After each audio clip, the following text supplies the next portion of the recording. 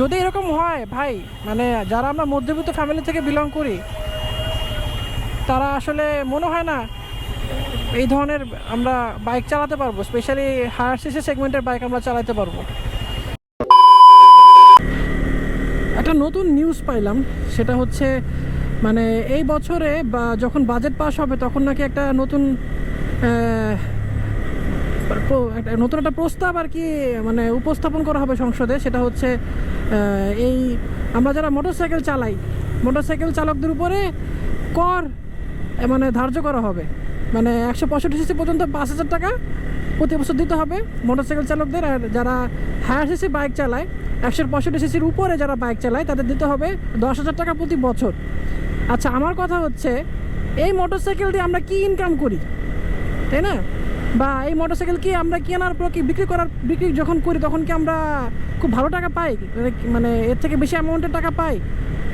আমরা যখন এই মোটরসাইকেলটা কিনি, আমরা তো এক জায়গা থেকে আরেক জায়গায় যাওয়ার জন্য কিনি, এটার পিছনে আমাদের খরচ হয়।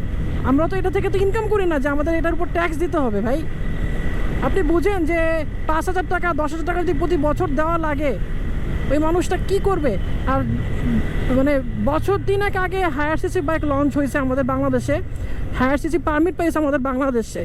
এখন যদি এরকম একটা অ্যামাউন্ট ধার্য করে বা এটা যদি বিল যদি সংসদে পাস হয়, তখন মানে মানুষ কি আর এই ধরনের হায়ার সিসি বাইক কিনতে উৎসাহিত হবে?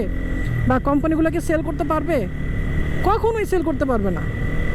মানে এই জিনিসটা নিয়ে আমি মনে করি একটু মানে যারা আমরা বাইকাররা আছি, প্লাস যারা এই বাইকের ব্যবসার সাথে জড়িত, বিভিন্ন কোম্পানি, বড় বড় কোম্পানি, ইয়ামাহা, সুজুকি, হন্ডা, তাদের সবার একটু এই ব্যাপারটা নিয়ে একটু মানে কথাবার্তা বলা দরকার আমি মনে করি।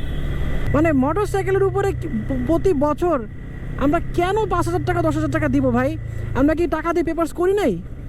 আমরা যখন 2 বছরের পেপার করছি 12-15,000 টাকা দিয়ে, 10 বছরের পেপার যখন করছি তখন কত অলমোস্ট 20-22,000 টাকা দিয়ে, তখন কি আমরা কি মানে পেপার করে বাইক চালাচ্ছি না? 2 বছর পেপার আমরা আমাদের ট্যাক্স টোকেন রিনিউ করতেছি, সেটা করতেছি না তো? মানে কেন ভাই? তারপর ভাই এটা আসলে মানে আমি যখন শুনছি নিউজটা, যখন আমি জানছি, আমি লিটারেলি আমি শকড।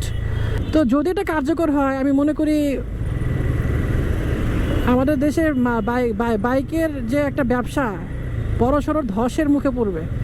অ্যান্ড যারা আমরা এই ধরনের বাইক চালাচ্ছি, অনেকেই দেখা যাবে যে এই বাইকগুলো ছেড়ে দিতে হবে, ছেড়ে দিয়ে ওই যে ডিসকভার প্লাটিনা চালাইতে হবে, তাছাড়া কোনো ওয়ে থাকবে না।